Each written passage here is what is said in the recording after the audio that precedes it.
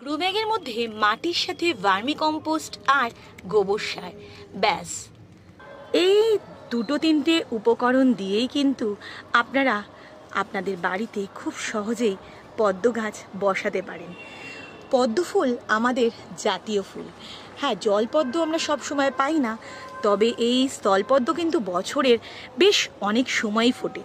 যেমন এই গাছটা থেকে আমি এপ্রিল মাস নাগাদ ফুল পেয়েছিলাম, খুব ছোট্ট ছিল, তাও কিন্তু ফুল হয়েছিল।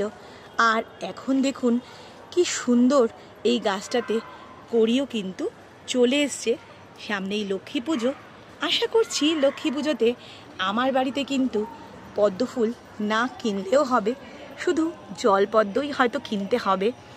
কি সুন্দর একটা গাছ, খুব বেশি টাকাও নেয় না, অল্প খরচে অল্প যত্নে আপনারাও আপনাদের বাড়িতে একটা পদ্ম ফুল গাছ এই বছর বসিয়ে দিন।